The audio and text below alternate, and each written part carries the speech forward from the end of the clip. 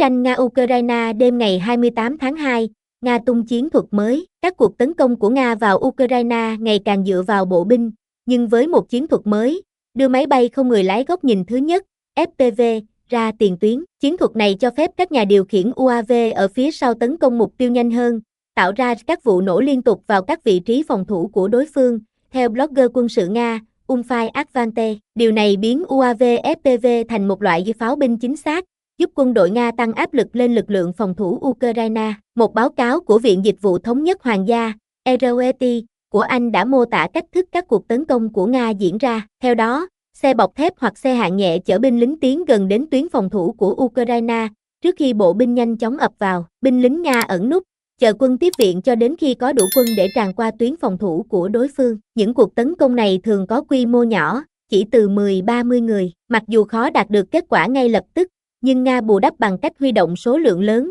dần dần áp đảo Ukraine. Trước đây, UAV FPV thường tấn công từ khoảng cách xa, đôi khi lên tới 19 km.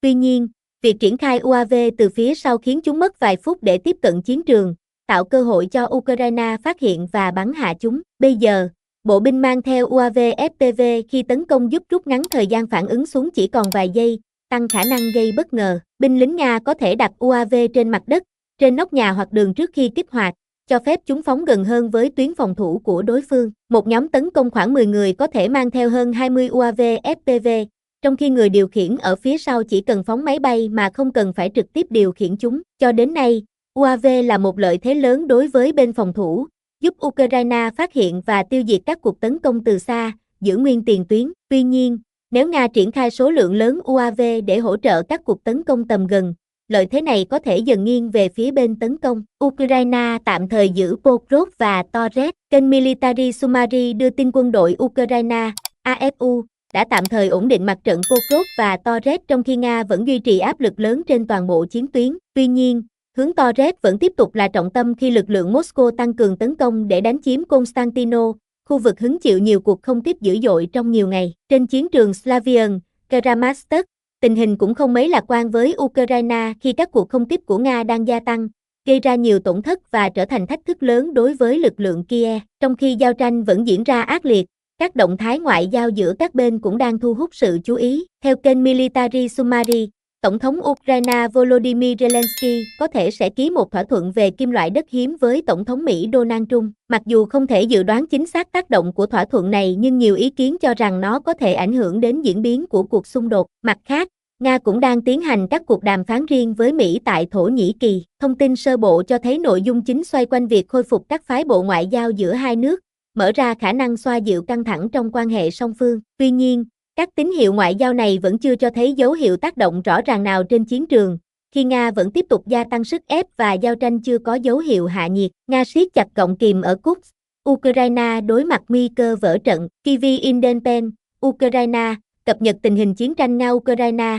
Bộ Quốc phòng Nga ngày 26 tháng 2 thông báo quân đội nước này đã giành lại quyền kiểm soát 4 khu vực ở tỉnh Kursk, bao gồm Lebedivka, Pogreby, Orlova và Novi Sorochiny. Động thái này không chỉ củng cố vị thế của Moscow trong khu vực mà còn đe dọa tuyến tiếp tế quan trọng của quân đội Ukraine. Tại khu vực Lebedivka, các đơn vị Nga đã tiếp cận đường cao tốc gần Malaya Lognia, tuyến đường huyết mạch nối liền các vị trí của lực lượng vũ trang Ukraine với hậu phương ở khu vực Sumy. Tuyến đường này hiện nằm trong tầm kiểm soát hỏa lực của Nga, trong đó các máy bay không người lái, UAV, đã biến nơi này thành nghề bẫy tử thần đối với quân đội Ukraine. Trong bối cảnh đó, tổn thất của Ukraine ngày càng tăng, trong khi khả năng cơ động của họ giảm đáng kể. Cùng lúc đó, quân đội Nga cũng tăng cường áp lực ở phía tây Kurilovka, tiến gần hơn đến Makova với mục đích cắt đứt đường rút lui của các đơn vị Ukraine. Theo các nguồn tin quân sự, tình hình đang trở nên đặc biệt khó khăn đối với Ukraine tại Kursk, với thị trấn Sura bị bao vây một nửa và tuyến tiếp tế qua Yunkova,